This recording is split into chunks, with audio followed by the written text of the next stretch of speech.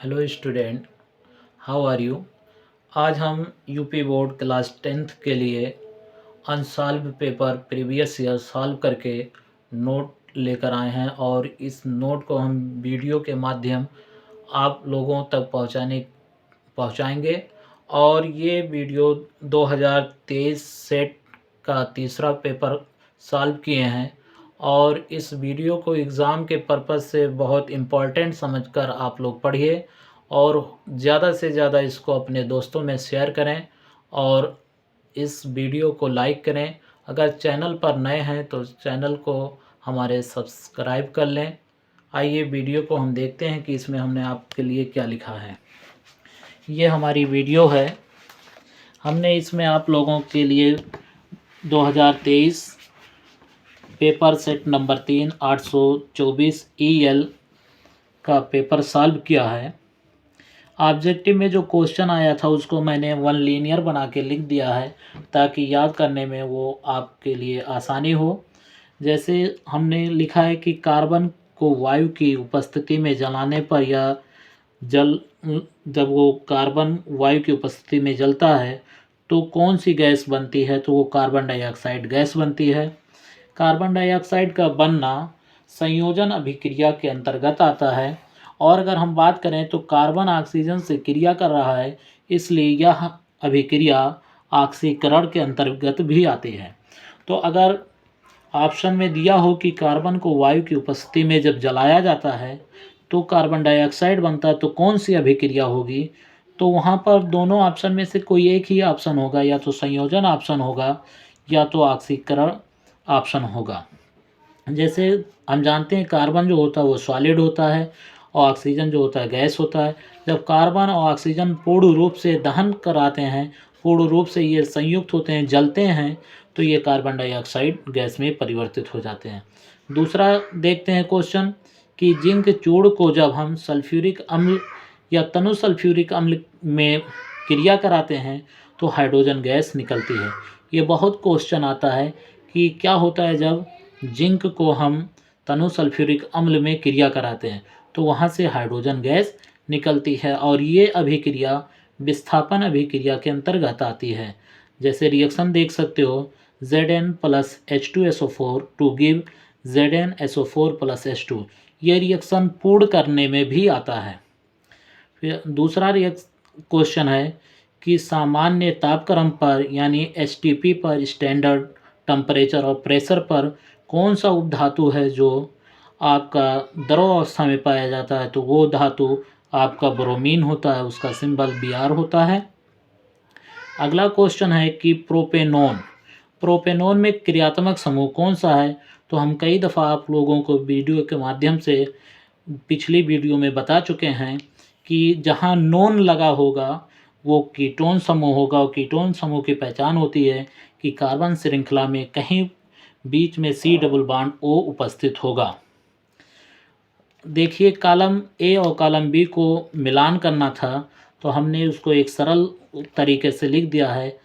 यहाँ एल्डिहाइड दिया है, एल्डिहाइड को तलाशना था कि कॉलम बी में कि कहाँ पर एल्डिहाइड है, तो एल्डिहाइड की पहचान होता है CHO। ये आपका जो कंपाउंड दिया गया है प्रोपेनल, ये हमारा एल्डिहाइड होता है। दूसरा एल्काइन, एल्काइन का पहचान होता है कि C और C के बीच में ट्रिपल बॉन्ड होगा, तो वहाँ एग्जाम्पल में दिया गया है 1 ब्रोमो प्रोपाइन।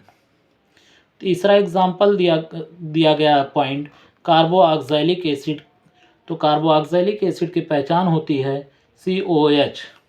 यहाँ एग्जाम्पल दिया गया है प्रोपेनोइक एसिड। चौथा है halo alkane. Halo alkane, hello का मतलब होता है हेलोजन कंपाउंड, जैसे क्लोरीन, ब्रोमीन, आयोडीन ये सब लगा होता है तो उसी को हेलोजन कंपाउंड बोलते हैं। जैसे एग्जाम्पल दिया है 1 ब्रोमो प्रोपेन। अगला क्वेश्चन है, ऑब्जेक्टिव में पूछा जाता है कार्बन की संयोजकता कितनी होती है, तो कार्बन की संयोजकता 4 होती है। ये इतना आपका ऑब्जेक्टिव में आया था। चलिए सब्जेक्टिव में देख लेते हैं कि सब्जेक्टिव में कैसा क्वेश्चन आता है। तो आपके सब्जेक्टिव में क्वेश्चन आया था रासायनिक अभिक्रियाओं को संतुलित करना था। इसको मैंने संतुलित करके लिख दिया है जैसे दिया गया था कैल्शियम हाइड्रोक्साइड जब कार्बन डाइऑक्साइड से क्रिया करेगा तो कौन सा प्रोडक्ट प्राप्त होगा। तो कैल्शियम हाइड्रोक्साइड जब कार्बन डाइऑक्साइड से क्रिया करता है तो कैल्शियम कार्बोनेट व जल प्राप्त होता है। सेकेंड क्वेश्चन, सेकेंड रिएक्शन दिया था कि मीथेन को जब वायु की उपस्थिति में दहन कराते हैं या क्रिया कराते हैं तो कार्बन डाइऑक्साइड व जल प्राप्त होता है। नेक्स्ट पॉइंट, आयरन और कॉपर सल्फेट जब आपस में क्रिया करते हैं तो आयरन की जो रिएक्टिविटी होती है वो कॉपर से अधिक होती है, इसलिए आयरन कॉपर को विस्थापित कर देता है और फेरस सल्फेट और कॉपर का अवक्षेप प्राप्त होता है।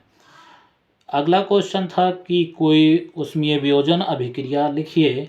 ये बहुत इम्पॉर्टेंट है, ये बार बार पूछा जाता है कि ऊष्मीय वियोजन अभिक्रिया क्या कहते हैं। वह रासायनिक अभिक्रिया जिसमें कोई एकल कंपाउंड ऊष्मा की उपस्थिति में अर्थात किसी एकल कंपाउंड को जब गर्म किया जाता है तो वो एक से अधिक दो या दो से अधिक मतलब एक से अधिक दो कंपाउंड या सरल छोटे छोटे कंपाउंडों में टूट जाता है तो उसी को ऊष्मीय वियोजन कहते हैं। जैसे पोटेशियम क्लोरेट को जब हम गर्म करते हैं तो पोटेशियम क्लोराइड और ऑक्सीजन गैस प्राप्त होती है। यह विधि आपके प्रयोगशाला में ऑक्सीजन गैस बनाने में भी काम आती है। नेक्स्ट क्वेश्चन है कि निम्नलिखित यौगिकों के आईयूपीएसी नाम लिखिए। वो दिया गया था प्रोपाइन, जैसे यहाँ देखिए C triple bond C single bond CH3, तो ये देखिए पहला कार्बन होगा, दूसरा होगा, तीसरा होगा, 3 कार्बन है, 3 के लिए प्रोप लिखा जाता है और ट्रिपल बॉन्ड के लिए आयन लिखा जाता है, तो ये कंपाउंड आपका प्रोपाइन है।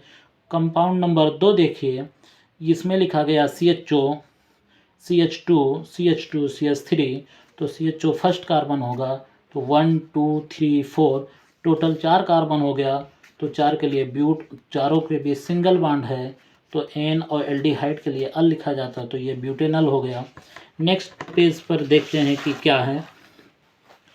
इसमें पूछा गया हाइड्रोकार्बन क्या है। तो वे कार्बनिक यौगिक जो केवल हाइड्रोजन और ऑक्सीजन से मिलकर बने होते हैं, ऐसे यौगिकों को हाइड्रोकार्बन कहते हैं। हाइड्रोकार्बन 2 प्रकार के होते हैं, एक संतृप्त हाइड्रोकार्बन जिसे हम सैचुरेटेड हाइड्रोकार्बन कहते हैं, दूसरा आपका है अनसैचुरेटेड हाइड्रोकार्बन जिसे हिंदी में असंतृप्त हाइड्रोकार्बन कहते हैं। सैचुरेटेड हाइड्रोकार्बन वे हाइड्रोकार्बन होते हैं जिनमें कार्बन की मुख्य श्रृंखला में कार्बन और कार्बन के मध्य में केवल सिंगल बॉन्ड उपस्थित होता है। ऐसे यौगिक को हम संतृप्त हाइड्रोकार्बन कहते हैं। एल्केन के सभी सदस्य, जैसे देखते हैं आपने लिखा है इसमें कि एल्केन के सभी सदस्य जो होते हैं वो संतृप्त हाइड्रोकार्बन होते हैं, जैसे एथेन, प्रोपेन, ब्यूटेन, कोई भी यौगिक ले लिया जाए तो आपका क्या होगा, संतृप्त हाइड्रोकार्बन होगा। दूसरा दिया गया है असंतृप्त हाइड्रोकार्बन या अनसैचुरेटेड हाइड्रोकार्बन, वह हाइड्रोकार्बन जिनमें कम से कम एक डबल या ट्रिपल बॉन्ड कार्बन के मध्य में पाया जाता है या कार्बन श्रृंखला में कम से कम एक डबल या ट्रिपल बॉन्ड उपस्थित हो, तो ऐसे हाइड्रोकार्बनों को असंतृप्त हाइड्रोकार्बन कहते हैं। जैसे एल्कीन व एल्काइन का कोई भी सदस्य हो तो वो असंतृप्त हाइड्रोकार्बन कहलाता है। आइए नेक्स्ट पेज पर देखते हैं कि इसमें क्या है। भाई इतना आपका 2023 का जो सेट नंबर 3 था, इससे क्वेश्चन पुट किए गए थे और उसको हमने सॉल्व करके आपको वीडियो बना के दे दिया है। इसको आप लोग कंटिन्यू पढ़ते रहें और इससे ज़्यादा से ज़्यादा फ़ायदा उठाएं। जय हिंद।